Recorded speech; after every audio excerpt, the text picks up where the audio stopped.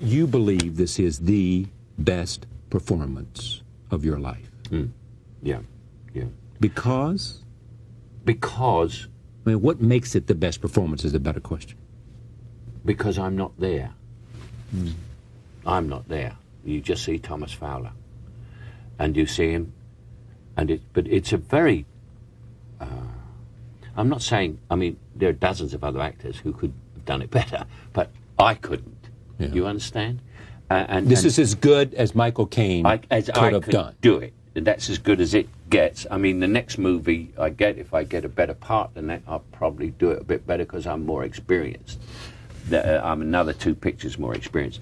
But that was the work that satisfied me the most. I mean, didn't satisfy everyone else, but it satisfied me. Caine's performance as a journalist in The Quiet American is earning him some of the best reviews of his career. He has already earned a Golden Globe nomination for Best Actor. Many believe him to be a shoo-in for an Oscar nomination for Best Actor. I am pleased to have him back at this table. Welcome, sir. Hi, Charlie. Nice to have you here. It's great to be back. Tell me why Thomas Fowler is the great role for you.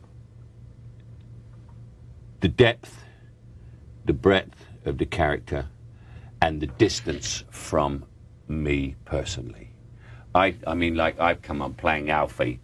I was a young Cockney guy, loved the ladies. So you say, there's a great deal of you in Alfie, you know? Harry Palmer, the spy with a glass. You wear glasses, right. You know, and he's come on and he's anti-authority. That's very, very much me. Right. So I'm playing as a star actor, playing a personality. When you get older, you become a movie actor. I mean, the difference between a movie star and a movie actor is movie star gets a script and he says, how can I change this script to suit me? Movie actor gets a script, he says, how can I change me to suit the script? That's the difference. Well, I've gone from a movie star to a movie actor, and that's quite difficult. And it's also less rewarding because if you get it right, it looks like it's easy. And what you do is you try to turn the character instead of into a personality where you go, look at that Michael Caine, isn't he charming, isn't he a good actor or not? You turn it into, you're just looking at Thomas Fowler. You're seeing right through. Right through, you cannot see the act. You try to hide the wheels. Okay, so Michael Caine knows all the techniques and all the strategies and all the cute things to do to show that he knows how to act. Yes. And in this case... You don't. None of that. No. You just want to show who Thomas Fowler is. You just show Thomas Fowler, and then that's it. I mean, and it was the farthest away from me I ever got. I'm not. Many people said to me, because, well, from a point of view of class, background, everything. I mean, I knew Graham Greene not very well, but he was educated at quite good schools. He came from an upper middle class background. He was extremely well educated, and completely different from me. And I think Graham was a London Times reporter in Saigon and had a very beautiful young Vietnamese girl as a mistress, and Thomas Fowler is a London Times reporter in Saigon and has a very beautiful young Vietnamese girl as a mistress. So I thought there may be a little bit of autobiographical in here, you know. But I'm the opposite of that. I mean, I've been married to the same. I'm from working class background. I've been married to the same woman for 30 years. Yeah. My 30th anniversary is tomorrow. So happy wedding anniversary. Thank you very much. Yeah. I'm doing this tomorrow. You're being interviewed tomorrow. I'm being interviewed tomorrow. You wouldn't believe it. But Graham Greene saw the problems of Vietnam, understood it, and that's what's in Quiet American. Yeah, and he said in an article that I read, I obviously didn't discuss Quiet American. I discussed the honorary concert with him, which he hated. But he liked your work. He liked my work. Oh, he said he did. He said he did. I think he was just trying to be kind because he was also 6'5", which you don't didn't think. know that. Yeah, he was a big, and his brother, who was Hugh Carlton Greene, who was the boss of BBC, 6'7". He was a what at the BBC? The boss. He was the boss. The boss of BBC for a while. Yeah. But Graham was watching. I always felt that Graham Greene. I knew he was in military intelligence in the war, and this is World War II. World War II, right? And I was with the Americans with the British in Korea, and we came in with the Americans in Korea. I know that because I was one of them. Right. I knew it too well. You were a rifleman. Yeah, I was an ordinary infantry soldier, cannon fodder they called us. But I specialised in cowardice and avoided as much as possible. But I always thought Graham had advised the British to stay out of Vietnam, because I was amazed when we didn't go into Vietnam with the Americans, because the Australians did. Right. And the Australians, I went in with the Australians, as a matter of fact. In Korea. In Korea. Yeah. And I was amazed at that, but he knew a great deal about what was going on there. And one of the things that gave it away to me was he said he started to write The Quiet American because he heard of this story of these 2 American women who were murdered in Vietnam in a place where they should never have been. There was no possible reason for them to be there. It was completely covered up. Nothing was said. They were sent back to America. 2 weeks later, an American diplomat was found with explosives in the back of his car. Completely covered up. Nothing was mentioned. Never any papers. Back to America. Everything disappeared. Right. Now, he said that started him thinking of the Americans' early intervention in Vietnam. The set of The Quiet Americans was 1952. Right. Yeah. Yeah, that's before any troops or anything went in, but this was the CIA. French were still. Yeah, the French were still in charge. Right. But apart from the fact, obviously he said nobody knew about this because it was secret. How did he know if he wasn't in intelligence? Exactly. And that's why he said... And that gave him the idea for... That gave him the idea of using that as a plot to involve an American. You believe this is the best performance of your life? Yeah. Because? Because... I mean, what makes it the best performance is a better question. Because I'm not there. I'm not there. You just see Thomas Fowler. And you see him... But it's a very... I'm not saying... I mean, there are dozens of other actors who could have done it better, but I couldn't. Yeah. You understand? This is as good as Michael Caine could have done. Do it. And that's as good as it gets. I mean, the next movie I get, if I get a better part than that, I'll probably do it a bit better because I'm more experienced. I'm another 2 pictures more experienced.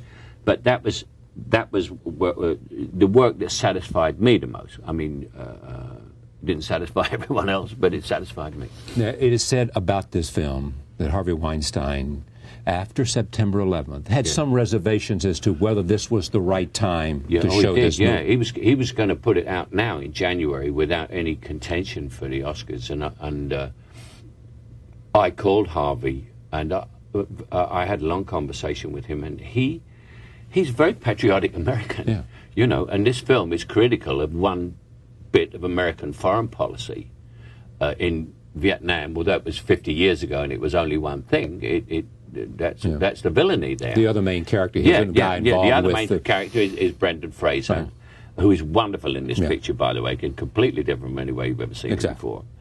And Harvey is very patriotic American, and he thought, well, is this the time to release a movie containing even the slightest bit of criticism of American foreign policy, you know? And he told me that. And I said, well, I don't think it's fair. I said, it's not about that. It's only a part of it, a little part of it.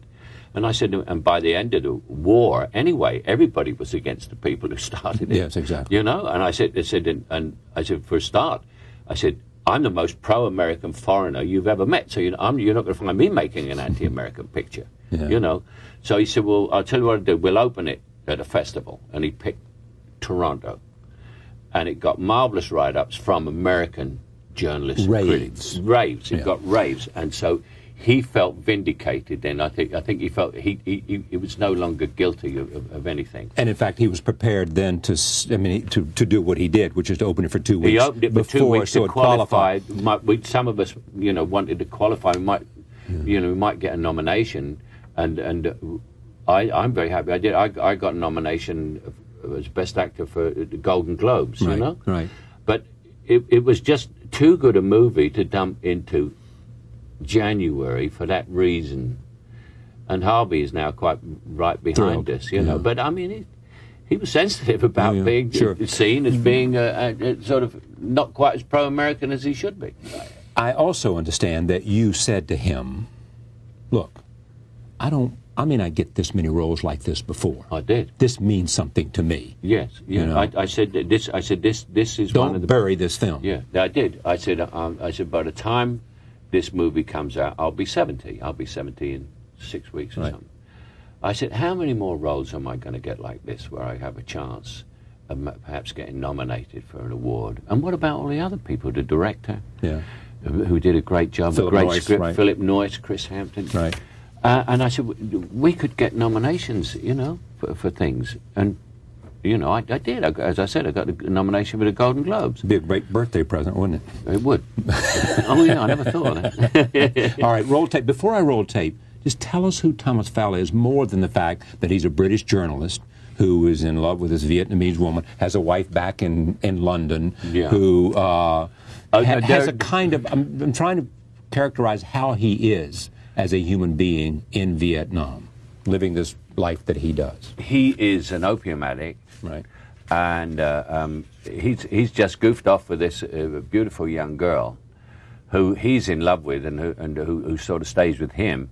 He doesn't want to go back to England because he has a wife there of his own age, you know. Right. But it's the thing is, Graham Greene became a Catholic during his lifetime, and Catholicism works tremendously through the picture. And what he made was the problem there was the wife was a Catholic and wouldn't give him a divorce. Said no way. So there was no way. So he was stuck out there, and gradually going to die. And when a young, handsome American in the form of Brendan Fraser turns up and starts hitting on the girl, he says to her, "If you take her away from me, it will be the beginning of my death." And he looks at him as like, so it might be murder, you know. And he's a very clever man, very lazy journalist. Yeah. He's alcoholic. He cannot, like all those men with very young women, he cannot relate to a woman of his own maturity. And I added something in there which Greene didn't write because he was a bit writing about himself, which he didn't see, is I've always found these people to be very, very sad men, very sad, and they're destined for a lonely old life. You know, people like me, we have children and family and everything. They have nothing. Right. And so I added the sadness in there. And so he's a man you should dislike intensely, but you don't. Yeah, exactly. Roll tape. Here is Thomas Fowler when he's told that his job in Vietnam is no longer necessary and that he is to report back to his London office, something he doesn't want to do for all the reasons Michael just said. Here it is. Fat Jim, send a cable to Stemmings. Understand your current concern, stop, and working on a story of major proportions, stop. Suggest I remain in Saigon until completed, stop. Which story is that, sir? I don't know. Yeah, the character that we saw, the Vietnamese character. If you see the Vietnamese character there, who is my assistant, that was based on a real-life character who was the assistant to Time or Newsweek magazine. Principal correspondent in Vietnam. The principal correspondent in Vietnam, who was a spy and in actual fact was a colonel in the Viet Cong. And on the day that Saigon fell, they made him a general, and I met him. Because he had been a spy for the Viet Cong. For 15 years. So he came forward. He was with the French as well. I mean, he was with so the they French. made him a general when they took over Saigon. Or he was a captain and they made him a colonel. He got this massive promotion. You filmed this in Vietnam? Yes. And the Vietnamese, their response? Oh, the Vietnamese were wonderful. They don't hate Americans? No. You see, now, that's... according to Vietnamese, they didn't know who I was, but I am an American, obviously, when you see me. Right. And they don't know about accents and everything. And they didn't say, Cockney. Cockney, yeah. Actually, it's very funny because a Cockney had been there and taught them Cockney at this temple. Yeah. And all these old ladies, when they heard my voice, started saying Cockney things to me. It was quite strange. But anyway, I noticed that there was never any animosity towards me. They were always very pleased to see me, very welcoming, very happy. And I thought, there's no bitterness with these people. And I I was having dinner one evening, some dinner, and I was sitting next to a professor from Hanoi University, and I said to him, it's very strange. I said, I never encounter any animosity with the Vietnamese over the war. I said, they must think I'm an American, but no one has ever said a word about it. All I get is smiles and welcome. He said, that's for two reasons. He said, one, he said, the Americans never bombed the cities. He said, and two, you didn't come here to occupy us like the rest have for the last 1,000 years. French, Americans, and everybody else. He said the Americans didn't want to occupy us. The Americans just came to give us a government they didn't want. And there's another lesson in that, you see, is the Americans didn't win the war, but they didn't lose it, because if they'd have bombed the cities, they would have won it. Yeah. And they decided not to destroy all those civilians and lose the war. People forget that about America. Yeah. They just say, oh, America lost the war. Yeah. They'd lost the war deliberately. Yeah, right. There were people in the American military who did want to bomb. Yeah, but they never because did. They felt like that American lives were at stake and that this was the way to end the war quickly. Yeah, exactly. But they never bombed the cities, which is why, Second World War, we won the Second World War because we bombed the hell out of all the cities. Yeah, you bet. Now, you said that you would see on the streets they'd be selling candy and cigarettes and copies of The Quiet American. Copies of The Quiet American. You know what they're selling now, don't you? Pirated copies of the movie. Is that right? It's on $1. Streets? It's $1, right? You can get The Quiet American. I mean, it's crap. You know, well, they go in a theater and they go in a theater with a video camera. Right. At the premiere, they confiscated 6 video cameras. They told me. Yeah, to go and see the movie in Vietnam is $2. You can buy it on the street corner for $1. Wow. Now, let's take a look at another clip. This is to introduce all the characters. Here you see Brendan, who plays Alden Pyle, proposing to this beautiful young Vietnamese woman in front of you. This was the most amazing thing about the movie. Yeah. This guy makes no bones about it. He realizes he likes her. Even though she's yours, he comes to you and says, I want your woman. Yeah, exactly. I would have killed him then. Yeah. Roll tape. Here it is. I've fallen in love with you. You fall in love with me? Please believe me when I say I've never behaved like this before. I apologize. It is abrupt and it is ill-mannered, but I'm in love with you. Let's toss for her. What can you offer her? She couldn't speak English, wouldn't No. Yeah. Worked hard to be part of it. And Philip worked with her tremendously. Yeah. He did such a job. Tell me about him. Here's a guy, an Australian director, who came to Hollywood, made a bunch of action films, yes, seems to have gone back to Australia. He's got this, and he's also got the rabbit-proof fence, which is about Aborigines watching all the way across Australia. Yeah. What contribution did he make? Why was he able to take this Graham Greene novel, find you, Brendan, and tell the story that everybody seems to be so approving of? Well, Philip is obsessive and perfectionist. We were standing outside a set that was being lit in a place called Hoi An. And he said, I'm so relieved. I said, what? He said, I chose this location 9 years ago and it's not been altered. There's no television. I said, you chose this location 9 years ago? They've been trying. It was him, Sidney Pollack, Anthony Minghella. They're both producers They're of this? producers, yeah. They're producers. And a Swedish guy called Arendt. Right. And he owned it. The Swede owned it originally. Anyway, it's a long, long history of it. But Philip is an obsessive perfectionist. And I mean, even in working on the film, you'd say, isn't it a lovely day? He'd say, about that close-up we did just... And he wouldn't hear you unless you spoke about the movie. He's still like that. He's still going around. Blinders on. Blinding, Nothing about blinders. the movie. It's just the movie. Now, does he try to direct a guy like you? Oh, yeah. Because I get quite lazy. You know, I'll goof off. You know, he always made me. I always say I can do it in 2 takes. You come on with that kind of stuff, but everybody who knows you knows that you wouldn't be sitting here at age 69 with an Oscar nomination possible and an Oscar recipient of an Oscar possible if you didn't have ambition, you didn't have drive, you didn't care about. Your wife says that you go to every movie that you sign on to, saying, "I'm going to do this better than it." Yeah, well, I do that. But you see, a great director like Philip Noyce can find more in you than you know is there. And that's the extra bit he found.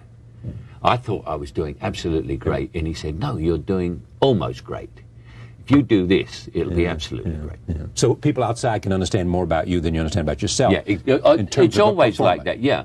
As a performer, as anything, even as a human being, that someone will see something, and you say, I never saw that in myself. Yeah. You know? And how does he find it? Because he's obsessive, and he never stops, and he never stops looking and looking and looking and looking. And you do it over and over and over again, you know. I always say by take 3, I'm on the way down. You know, downhill. Really? Yeah, most movies I shoot in 2 takes, and then I get bored very fast. So you saying, if I can't do it well in 2 takes, and he would go, we'll do take 7, Michael. and you do. And oh sure, he's 6'5". He weighs about 300 pounds. I mean, I wasn't about to argue with him. He'd have thrown me out the window. Do you wake up now every day saying, I'm a lucky man? I mean, I've sat here, I have a chance to make this movie. Yeah. Yeah, I consider it one of the luckiest things I ever did. Is that right? Yes, I do. Take a look at this scene. This is a final scene where you, in a moment of drama, you're so angry about Pyle that you go to his office to find out about the lady in question. Yeah, Here it is. Stole my girl. Stole his girl. And why not go to his office? Badly, but I have every intention of behaving badly. As a matter of fact, this is exactly the kind of situation where one should behave badly. Please just lower our... Why don't you bugger off? Thomas, there was a lady here. This lady and I know each other quite well. She tried to get a rake off from me, but now she's getting one from Pyle. We have a lot of work to do, Thomas. If Pyle phones, tell him I called. It would be polite to return a visit. No, I didn't see an edit in there. Was an edit in there? There may have been one. No, there probably was an edit. Yeah. I think there was an edit, but I did it all in one. Because you can't do that. You can't break it up. Yeah, so it's one long... Yeah. There's tempo and action and movement and rhythm and all that. Yeah, all the crew were very happy with me because it was a Saturday. We had to work on a Saturday, and they had us down for all day to do that. I did it all in one take, and they were home by lunchtime. So I'm very popular in Australia. I'm sure you are. One more take here. I want to take one last thing is when you confront Pyle, because it's part of the story. The story is about discovering who Pyle is. Yes. Right? Yeah. I mean, it's the personal story of both. Yeah. And the love, but in the end, it's that gives you the context to write the human drama on. Roll tape. But it is because of Fung that I am even more determined. Let's just look at Fung, this beauty. This daughter of a professor, taxi dancer, mistress of an older European man. Well, that pretty well describes the whole country, doesn't it? Look, Thomas, we are here to save Vietnam from all of that. What happened in the square today makes me sick. But in the long run, I'm going to save lives. You really like his performance, too. Yeah, I do. Yeah, I think... And you always know when you're with someone very good because it's easy. It's very difficult to work with bad actors. And he's a wonderful actor. And when they cast him, I think everybody thought, he was George of the Jungle and goofball, prehistoric man. But he is a wonderful actor. What do you think Philip saw? Other than talent. He saw talent, of course. But he saw the American innocence with steel behind it. Yeah. Because it's always the well-intentioned who do the most harm if they don't know what they're doing. Either that or those who believe that they are driven by some religious certitude. Yeah, or some other certitude that... Well, tell us about God it. Yeah. Exactly. I always worry about those guys. But other than this performance, just tell me the 3 or 4 performances that you put in the same category from Michael Caine. Educating Rita. Yeah, clearly.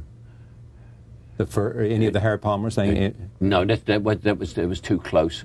Too early and to me. Yeah. Sleuth was that was quite close to me, but it was a very, very, very tough performance to do. Yeah. I'm very proud of Sleuth, The Man Who Would Be King. Yeah. And a gangster picture which wasn't known in America called Get Carter. Get Carter. I played a gangster. Which you produced or directed? Yeah, I produced it. Yeah. I co-produced it with a professional producer. And that film I'm very, very proud of. Why have you never directed? I like to go home early. Oh, do you really? Is that it? Yeah. Or is that just no wit? No, that's not wit or anything. I don't want to hang around. And also, you go through all the post-syncing and all that. It would drive me nuts. I just like being an actor. I really like being, and not just a movie actor. What is it you like I mean, forget all the things that it brings you. Yeah, What is it never mind about that. the doing of the thing that The like... doing of it is you do a scene and you get this charge like drugs. When you get it, you know it's absolutely right. And the director says cut, and everybody goes, whew, that's it. And he just says, print. And it seems to me that it combines both a physical thing, an intellectual thing, an emotional thing. It's a lot. You know, I mean, it calls on a whole range of your own attributes to deliver something where technique doesn't show. Because people say about you... Yeah, well, that's the thing, is when I was first started in the theatre, the producer used to scream at me, Michael, I don't want to see the wheels turning. I want to see the character, you know? What did Olivier teach you? He taught me to pay attention, because he comes at you like a whirlwind out of the blue, Larry. And he also taught me something which I do in this film with the anger and thing, is how you can sort of pull up this power of emotion and then to spray it out and like take off. It's really like stripping yourself naked emotionally and not caring. Yeah. And he did that, especially in theatre. And you would sit almost embarrassed at his emotional nakedness, and he taught me that. Because one of your colleagues, it may have been Roger Moore, it may have been somebody else, said about you, Michael Caine is one of the bravest actors, meaning that you are prepared, whether it's true or not. But the idea is you are prepared to do just what you just said. Yeah, well, you're prepared to say, I'm naked. Here, I'm naked here emotionally, and right. you can see. And the reason I'm prepared to do that is that because I'm not an actor who holds up a picture and says, look at me. I'm an actor who holds up a mirror and says, look at you. And I know that when I do something, you say to yourself, how does he know that about me? Because you feel it. Yeah, that's what a great novelist does too. Yeah, creates character. Well, I mean, you don't do it all the time, but you try to do. You try. How does you see your character and you say, yeah, I see myself. Yeah, I see myself. And how does he know? Yeah, and how does he know about me? Because it speaks to me. Yeah, it should do. And even if you're a 20-year-old woman, it doesn't matter. You see this and say, he knows. Yeah. He knows. The Quiet American is a wonderful movie, and your performance is brilliant. Thank you. Thank you for coming. Thank you, Charlie. It's great to have you here. Thank you for joining us. See you next time.